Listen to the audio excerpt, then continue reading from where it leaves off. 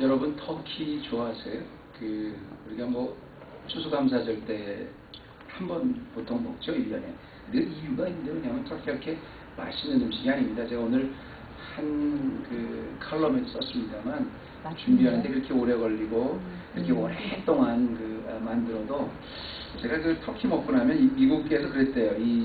미국 사람들이 이제 추수감사절 끝나고 나면 최소한 3, 4일은 랩트오버 푸드로 견딘다, 그런 말을 제가 들었는데, 맞아요. 저희 가정도 이렇게 한번 추수감사절 지나고 나면 거기 남은 음식으로 한 며칠 동안 이렇게 먹습니다. 근데 그러다 보니까 제가 터키를 먹다가 딱 하나, 맨 마지막에 그렇게 오랫동안 요리를 한 고기지만 그냥 크랜베리 소스 없이 그냥 먹었어요.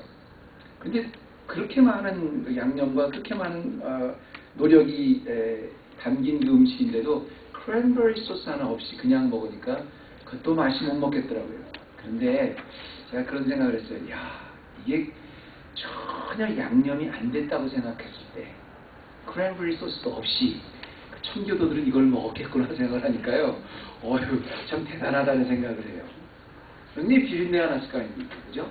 근데 그러다가 제가 이런 생각을 했습니다. 그거는 식성이 좋아서 아주 맛있게 먹었을 정도가 아니라 정말로 세상에 없는 그 어떤 음식보다도 가장 귀한 음식으로 맛있게 먹었을 겁니다. 왜냐하면 그런 그때 정말로 사치하게 뭘 먹을까 다 터키를 먹은 게 아니라 아무것도 없는데 야생에서 잡아다가 잔치를 할 만큼 귀한 요리였지 않습니까? 그때를 한번 생각을 해봤어요. 우리가 추수감사절 오늘 이제 감사의 계절 마지막 주일 설교를 제가 하면서 추수감사절 때 유래가 됐던 청교도들의 그때 상황을 한번 생각해 봤어요. 그 사람들이 뭐가 감사했을까?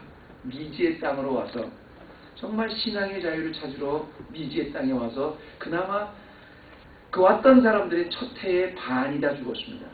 굶어 죽고 얼어 죽고 병들어 죽고 나머지 또 있는 사람 몸이 성했겠습니까? 그리고 그 미래가 얼마나 황당했겠습니까? 여러분, 우리가 한 지난 1년을 돌아와 봤을 때 지금도 어렵지만 지난 1년 동안만 봐도 우리 안에서 있었던 이 가족들 중에 반 이상이 다 죽었다 생각하면 그게 얼마나 비참하고 정말 끔찍한 상황이겠어요. 그런데도 불구하고, 그런 상황에서도 불구하고 청교도들은 1년이 됐을 때 하나님, 어떻게 우리가 이렇게 됐습니까? 우리 친구들은 다 어디 갔습니까가 아니라 1년 동안 지켜주신 것 감사해서 추수감사절을 지냈어요. 그렇게 해서 먹은 게 터키입니다. 또 먹었을 뿐 아니라 같이 자기네를 도와줬던 인디안들을 초청해서 같이 잔치를 베풀었어요. 거기서 정말 제가 지난 주간에 이 말씀을 생각하다 생각나는 게 뭐냐면, 우리가 감사의 계절에 우리가 감사 캠페인을 했죠. 감사하고 생각하자. 무조건 감사하고 나면 그 다음에 감사할 일이 많이 생각나는데, 생각부터 하고 나면 감사할 일도 못 감사하게 된다 했잖아요. 정말 이 미국의 선조들이었었던 청교도들은 감사 먼저 했어요. 1년이 지나고 나서 보니까 그 어떤 환경, 그 어떤 끔찍한 조건을 다 버리고 하나님 1년 동안 지켜주신 것 감사합니다. 첫 수확을 하게 하신 것 감사합니다. 다 죽을 줄 알았는데 이만큼이나 남아서 감사합니다. 감사 먼저 했어요. 중요한 것은 바로 그런 끔찍한 상황에서도 감사 먼저 했던 바로 그 감사가 능력이 됐다는 겁니다. 축복이 됐다는 거예요. 그래서 오늘은 우리가 감사의 계절의 설교 시리즈의 마지막 순간이 이제 감사하고 생각하자 세 번째 시리즈에서요. 제가 오늘은 감사의 축복이라고 했어요. 지난번에 우리가 감사 먼저 할 때 어떻게 감사해야 되는지, 왜 감사해야 되는지에 대해서 쭉 설명을 했죠. 근데 감사를 드렸을 때 받는 축복입니다. 이 미국은 세계에서 가장 부유한 나라라 그래요. 가장 강대국이라 그래요. 근데 우리가 항상 생각하지 못하는 건 뭐냐면, 그들이 그런 어려운 환경에서도 무조건 감사 먼저 했었다는 그 점 우리는 많이 착각을 해요. 빼먹어요. 지난주에 우리가 일하시는 하나님에 대해서 감사했는데요. 오늘은 이 감사절 마지막 시리즈 설교를 하면서 저는 이런 생각을 해봤습니다. 감사하고 생각하자는 우리 감사절의 우리 교회 캠페인 가장 잘 맞는 사람이 누굴까를 생각해 봤어요. 누굴 것 같아요? 성경에 나오는 많은 인물 중에서 감사 먼저 하고 그 다음에 생각해서 축복받은 사람, 능력받은 사람 누굴까 생각해 보면 오늘 여러분이 눈치가 있는 분은 아시겠지만 같이 교독한 마리아, 예수님의 발에 향유를 부은 마리아가 아마 바로 그 주인공이 아닐까, 가장 적합한 주인공이 아닐까 그래요. 저는 이 예수님의 발에 그 향유를 부었던 그 자기 머리털로 씻어서 계속 하염없이 울었던 이 마리아의 사건을 가지고 여러 번 설교를 했습니다. 여러 번 설교를 했고 여러 번 조명을 했어요. 그런데 오늘 제가 왜 이 감사절 마지막 시간에 이 본문을 택했냐면, 가만히 보니까 예수님의 발 앞에 향유를 부었던 이 마리아야말로 정말 감사하고 생각한, 그래서 감사하고 그 다음에 생각한 그 다음 그것 때문에 축복받은, 능력받은 아주 대표적인 사람이 되는 거예요. 그래서 제가 오늘 이 말씀을 뽑았습니다. 이 마리아는 얼마나 많은 축복을 받았냐면요, 여기 똑같이 기록하고 있는 마태복음에 보면 예수님이 이런 약속을 해주세요. 이 여인이 한 일은 온 세계, 앞으로 후세에 복음이 증거되는 곳곳마다 이 여인이 한 일도 기록되리라, 말하여지리라. 쉽게 말하면 어느 정도의 축복이냐면, 이 한 여인이 예언자적 사역의 주인공이 돼서 가문의 영광이 되는 겁니다.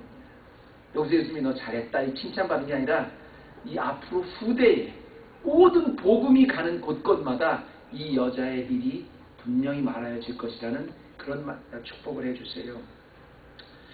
어떻게 이런 큰 축복을 받을 수가 있었을까? 바로 감사이기 때문에 그래요. 제가 그리고 이 말씀을 주목하는 것 중에 하나는 뭐냐면요, 사실은 우리가 그 예수님의 발 위에다가 향유를 부은 이 사건을 가지고 사람들은 이 말씀을 가지고 이제 말씀도 연구하고 은혜도 받고 그러지만, 우리가 주목해야 봐야 될 것 중에 하나가 뭐냐면, 사실은 오늘 예수님 앞에 여인이 향유를 갖고 와서 부었던 이 사건은요, 이 사건이 있기 전에 바로 그 자리는 예수님께 감사를 표시하는 자리였습니다. 바로 그 전에 예수님이 마리아의 오라비였던 나사로를 살려주셨어요. 죽었던 사람을 살려주셨어요. 그러니까 그걸 살려주신 것을 감사하는 자리로 이 자리가 만들어졌어요. 우리가 1절부터 9절까지 읽었는데요. 2절에 보면 그런 말이 나오지 않습니까? 거기는 예수를 위하여 잔치할 때 그랬어요. 예수를 위해 잔치할 때는 왜냐하면 나사로가 살아난 것을 감사드려서 잔치를 드린 거예요. 그리고 얼마나 많은 사람들이 감사를 하고 왔냐면 유대인의 큰 무리가 왔다고 9절에 말해요.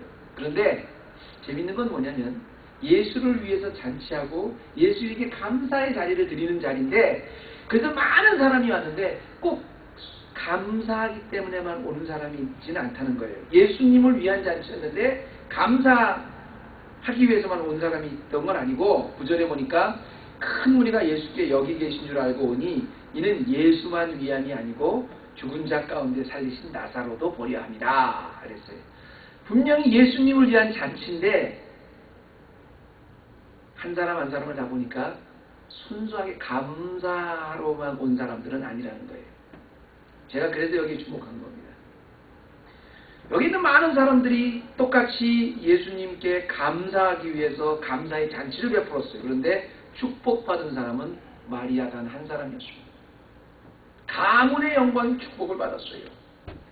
마리아의 어떤 감사가 이렇게 축복으로 연결이 될 수 있었는가, 위대한 능력으로 나타날 수 있었는가를 오늘 몇 가지로 보면요, 첫째로 마리아의 감사가 축복이 된 거는요, 그 순수한 감사의 마음 그 자체 때문에 축복받은 거예요. 때묻지 않은 순수한 감사의 마음, 그것 때문에 축복을 받았어요. 3절과 4절을 이렇게 쭉 보면 예수님께 감사를 하기 위해서 잔치를 했는데도 똑같은 자리에 똑같은 사람이지만 때묻지 않고 순수하게 예수님께 감사를 드리는 마리아와 그렇지 않은 사람이 아주 대조적인 대조가 나옵니다. 먼저 마리아의 그 감사부터 말씀드릴게요. 여기 보면 2절에 뭐라고 말씀을 시작하냐면 이렇게 말을 합니다. 마리아는 지극히 비싼 향유, 곧 순전한 나드 한 근을 가져다가 예수의 발에 붓고 자기 머리털로 그 발을 씻었다, 이렇게 나오는데요.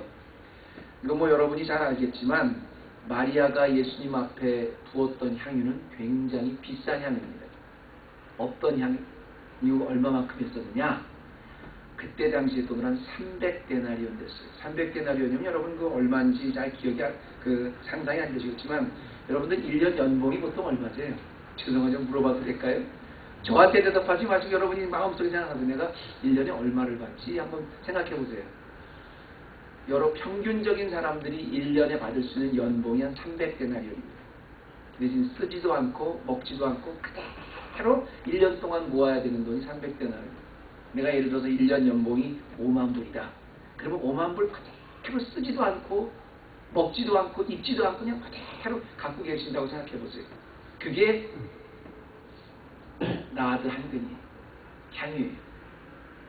이 여인이 왜 이렇게 비싼 걸 갖고 있었냐면 그때 당시 여자들은 이게 유대 여자들은 이게 결혼 지참금입니다. 평생에 한번 모으는 거예요. 그래서 결혼 전날 밤에 그 남편한테 이걸 드리는 겁니다. 이 결혼 지참금이. 이런 풍속이 있었어요. 지금으로 말하면 혼수 같은 거겠죠. 그런데 예수님께 감사하는 마음으로 와서 드렸는데요. 그 300데나리온 되는 자기 일평생에 딱 한 번밖에 모을 수 없는 그걸 갖다가 예수님 발 앞에 그냥 부었어요. 왜? 감사하니까. 그게 아깝지 않게 그냥 부었어요.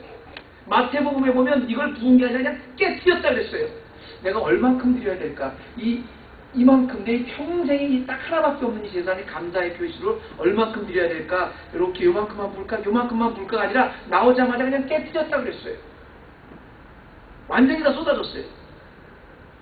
아주 순수하게 감사하는 마음으로 그냥 자기의 전 재산을 드린 거예요. 중요한 것은 바로 그 다음 절입니다.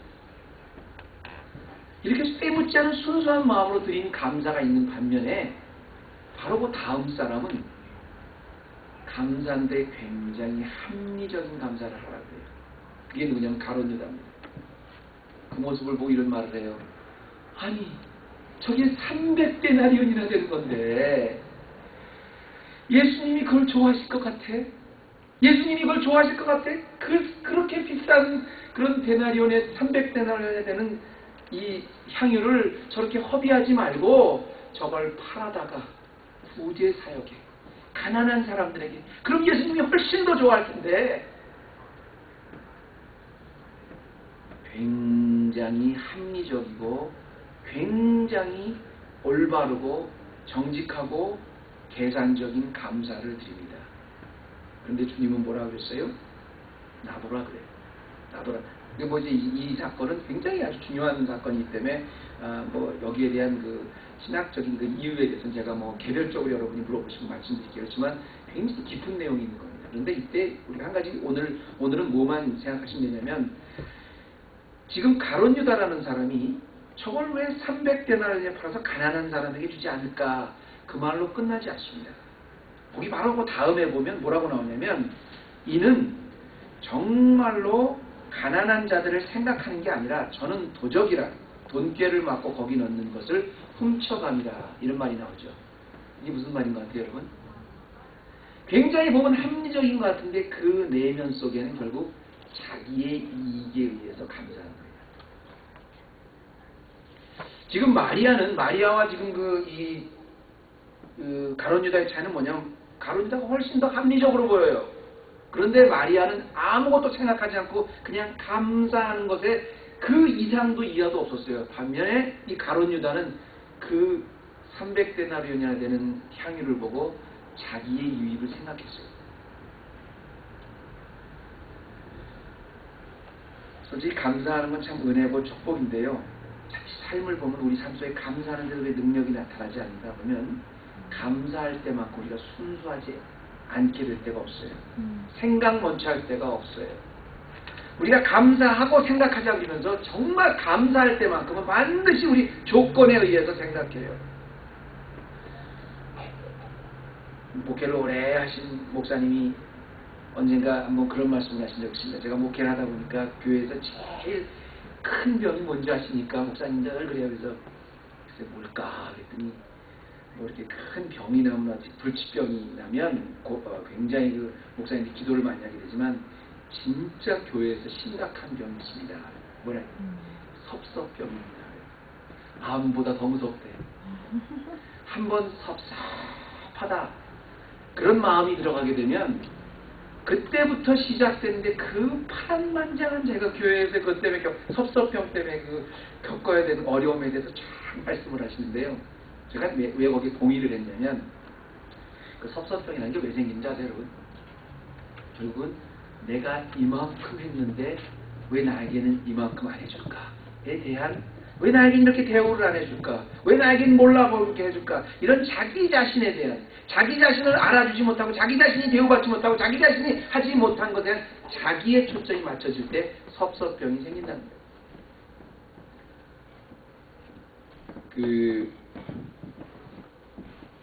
제가 먼저 섬기던 교회에 거기 미국 교회에 교육관이 있었는데요. 거기 보면 Live to Serve라는 게 딱 써 있어요.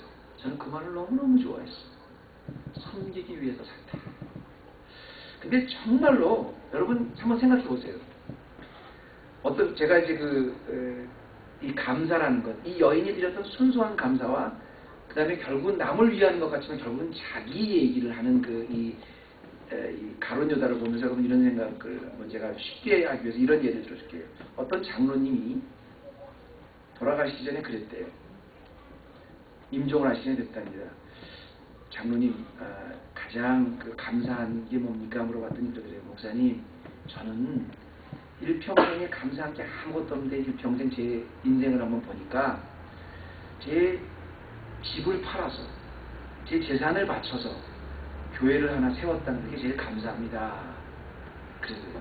그게 가장 보람된 일입니다. 근데 여기 우리의 신앙이 있어요.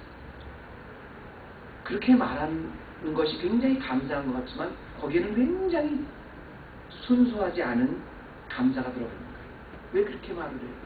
내가 지난 세월을 보니까 나의 모든 것 다 바쳐서 헤브론 교회를 하나 세웠다. 교회를 하나 세웠다. 이게 가장 감사합니다. 아니요.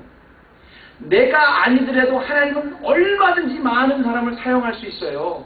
내가 아니더라도 하나님은 얼마든지 건축할 수 있고 얼마든지 선교할 수 있고 얼마든지 봉사할 수 있어요. 그런데 그 많은 사람 중에서 하필이면 나의 재산을 사용하셔서 나의 손을 사용하셔서 나의 봉사를 사용하셔서 나의 시간을 사용하셔서 하나님이 그 많은 사람도 있는데 나를 사용하여 주셔서 교회를 하는데 참여시켜 주셨습니다. 그게 감사가 돼야 됩니다. 나는 내가 이렇게 많이 했는데 왜 저기서는 그렇게 안 하나? 나는 내가 이렇게 충동했는데 그걸 알아주지 않나? 이런 섬김 속에서는요. 이런 모든 섬김 속에서는 진정한 감사가 나타나지 않고요. 그게 감사하는 거지만 능력과 축복이 따라오지 않습니다. 하나님은 나 아니어도 얼마든지 다른 사람을 다 사용할 수 있으세요. 그런데도 그 중에서 나를 사용하셔서 섬기게 해주셨다는 것 그 자체만으로 감사해야 돼요. 우리는 그게 안 되는 거예요. 목사님, 그건 너무 순수한 보지만 너무 이상적인 건 아니고 어떻게 그렇게 됩니까? 그래서 내가 드린 헌금인데요. 내가 바친 건데요. 내가 노력했는데요. 아니요. 마리아를 보세요.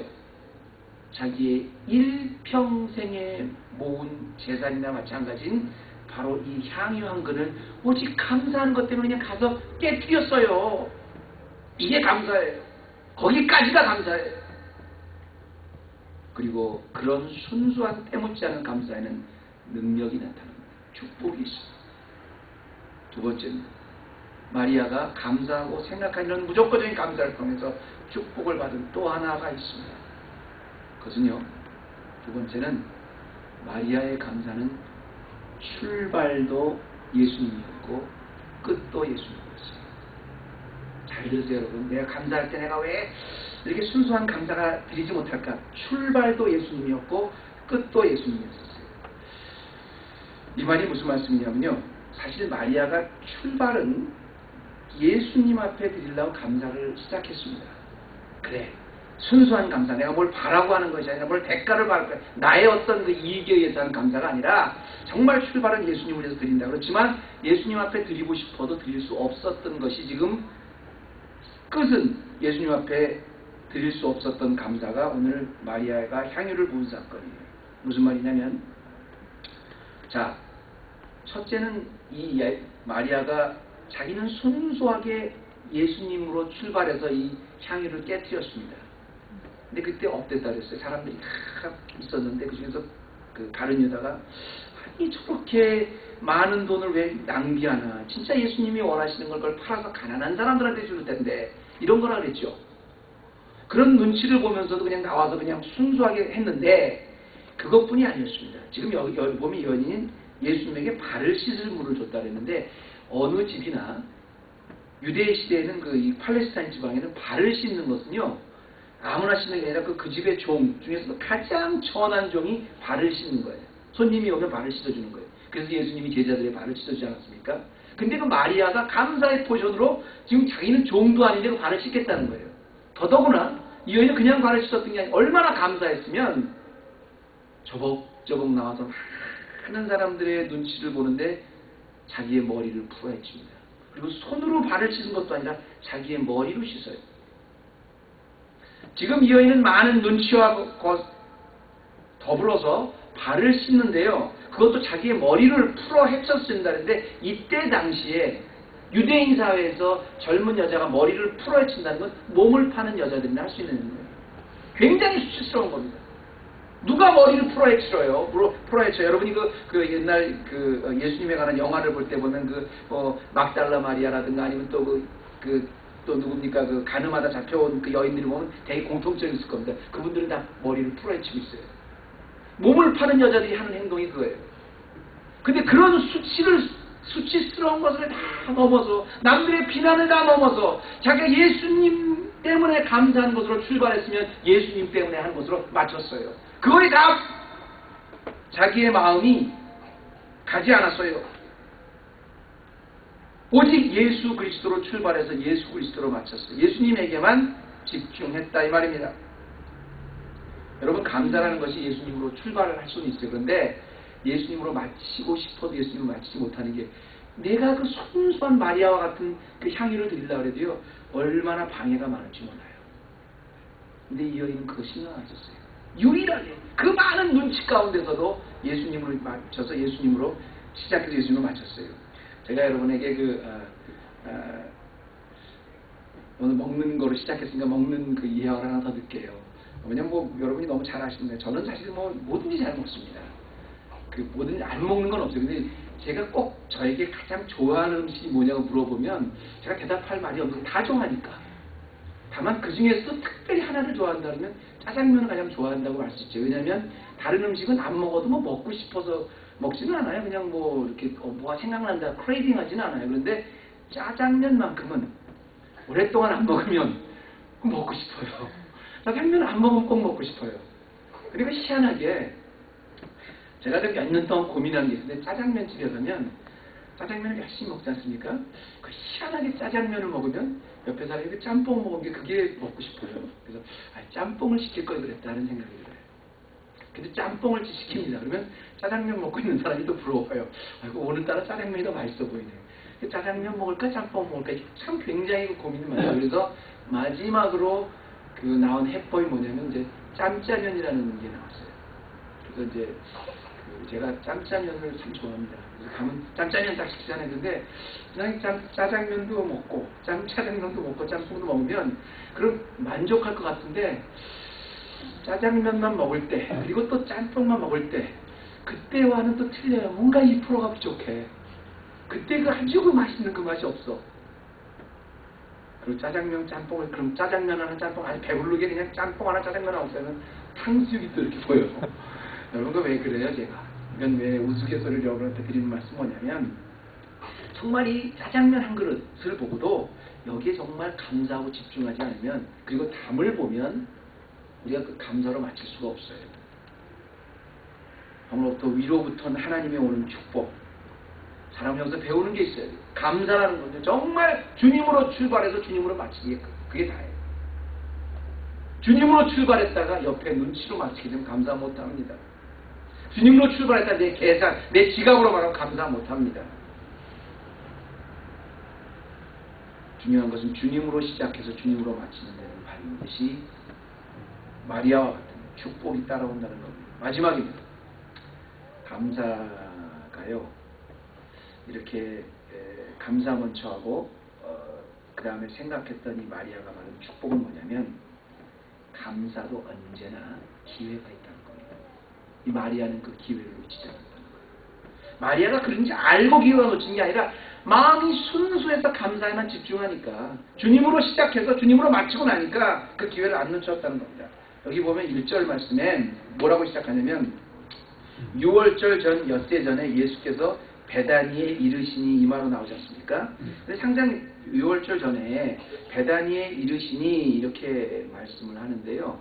6월절 전에 예수님이 이 베다니를 지나온 것만은 아닙니다. 예수님은 이 베다니를 가끔 가셨어요. 자주 가셨어요. 성경에 보면 이 베다니를 아주 잘 들리셨어요. 그리고 그 마리아와 마르다 그리고 그의 오라비였던 나사로를 평소에 사랑하셔서 가끔 잘 들리셨어요. 그래서 예수님을 위해서 잔치할 때 막 예수님 마리아는 예수님의 말씀을 듣고 마르다는 잔치에 준비하고 뭐 이런 얘기가 많이 나오지 않습니까? 평소에 늘 베다니를 가셨어요. 그런데 예수님께 받은 은혜가 너무 감사해서 마리아는 자기의 향유를 들고 예수님 앞에 나와서 깨트려서 그냥 부어서 자기 바리뼈로 다 씻었는데요. 예수님께 드렸던 이 순수한 감사가 사실은 바로 감사할 수 있는 마지막 순간이었다는 걸 아무도 몰랐어요. 6월절 엿새 전에 6월절 엿새 전이라는 건 뭡니까? 이때 베다니에 들렸어요. 막 예루살렘으로 들어가시기 바로 직전에 들리신 거예요. 그때 지금 이 평소에 순수한 마음으로 감사할 수 있던 마리아가 드렸던 이 향유가 역사에 남는 일이 될 수 있을 줄 어떻게 알았겠어요? 예수님이 이제 마리아 베다니를 지나서 예루살렘에 들어가시면 다시 이제 베다니에 안 오세요. 갈릴리에 다시 안 오세요. 이 땅에 없으세요. 십자 가지고 이제 하늘로 올라가시는 거예요. 이 땅에 주님이 사역하시면서 마지막 드릴 수 있는 감사의 기회인지 아무도 몰랐어요. 그런데 평소에 순수한 마음으로 예수님으로 출발해서 예수님으로 마치는 감사할 줄 알았던 마리아만이 이 예수님께 진정한 감사를 드릴 수 있었어요. 자 보세요. 가룟유다가 그렇게 비난을 합니다. 이렇게 말하면 가난한 자를 생각함이 아니고 저는 도적이라. 자기가 자기의 이익에 의해서 이런 비난을 했는데 예수님께서는 저를 가만두어라. 나의 장사할 날을 위하여 이를 두게 하라. 마리아가 그걸 어떻게 알았겠습니까? 그런데 결국은 향유는 장사하는 사람한테 붙는 거거든요. 그러면서 예수님이 아주 의미심장한 말씀을 8절에 합니다. 가난한 자들은 항상 너희와 함께 있거니와 나는 항상 있지 아니하니라. 여러분 우리가 순수하게 예수님 앞에 감사할 수 있는 거요. 아무 때나 할 수 있는 게 아닙니다. 주님이 나에게 섭리의 기회를 주실 때가 있어요. 다음에 하지. 준비되면 하지. 예수님이 늘 베다니에 오시는데 뭐 아니요. 평소에 늘 예수님 앞에 순수하게 예수님으로 출발해서 예수님으로 마칠 수 있는 감사할 수 있는 사람은요. 정말 그 순간에 할 수 있어요. 근데 평소에도 그런 감사를 할 줄 모르는 사람들은 그곳에 예수님이 마지막으로 오셨을 때도 그런지 모르고 그냥 감사하지 못했어요. 감사하고 생각하자. 그러면 능력이 나타난다. 제가 왜 감사하고 생각하자는 이 캠페인을 시작한 줄 아십니까 여러분? 여러분 감사하고 생각한 거는요. 그것도 주님이 주신 때가 있기 때문에 기회가 있기 때문에 그래요. 정말로 우리가 감사하고 나서 그 다음에 생각하게 되면 능력이 나타나는데 우리가 감사하는 것이 아니라 모든 상황에 우리가 생각 먼저 하게 되면 그나마 감사할 수 있었던 것까지도 감사 못합니다. 감사한 믿음 주셨던 것까지도 감사 못해요. 감사도 어차피 선택입니다. 아 오늘은 감사할 조건이 있구나. 오늘은 주변이 다 평안하구나. 오늘은 다 내가 뜻대로 됐구나. 내 계획대로 됐구나. 그래서 감사라는 게 아닙니다. 추수 감사의 계절을 맞아서 오늘 이 감사의 계절의 마지막 설교를 마치면서 여러분에게 이런 도전을 드리면서 마치고 싶습니다. 여러분 군대에서 보초를 주고 있다가 갑자기 무슨 상황이 나타났다. 그럼 어떡한 줄 아세요? 척박한 상황이 났다 그러면 다 연락하고 보고하고 뭐 이러는 게 아닙니다.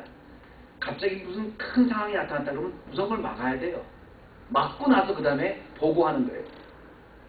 마찬가지로 우리 영적 싸움에서 어떤 상황이 됐다.